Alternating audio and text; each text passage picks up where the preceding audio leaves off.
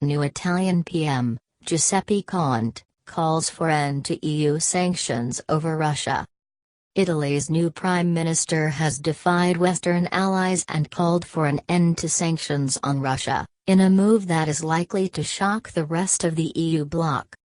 Giuseppe Conte used his first speech in office to promise his government would try and interact with Russia again. Speaking to Italian senators, Mr. Conte said, "We will be the advocates of an opening towards Russia. A Russia which has consolidated its international role in recent years in various geopolitical crises. We will promote a revising of sanctions, starting with those that demean Russia's civil society." Sanctions from Europe were originally forced upon Russia in 2014 after the military occupation in Crimea. Europe has been united in condemning President Putin since the suspected Novichok poisoning of a former Russian spy and his daughter in Salisbury in March. In response to the nerve agent attack, Italy expelled 2 foreign diplomats from Rome as a sign of solidarity with the United Kingdom and in coordination with the European partners and NATO. It was one of the many European Union nations who responded in kind after the UK expelled 22 Russian government officials.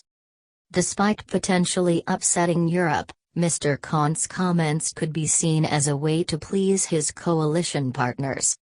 The leader of one of the major parties in Italy's new coalition government is pro-Russian, and has previously been linked to Putin's government.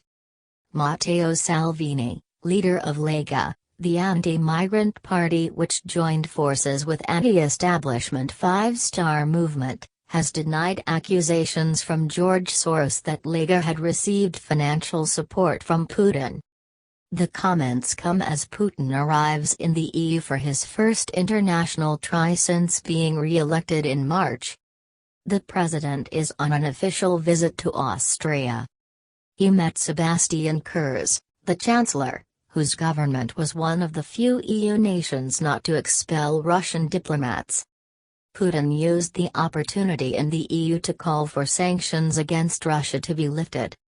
He told a news conference, "These actions are harmful for everyone, both for those who initiate them and for those against whom they are directed.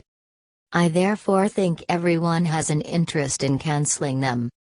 Mr. Kurz was adamant Austria would not defy the rest of the bloc and oppose sanctions.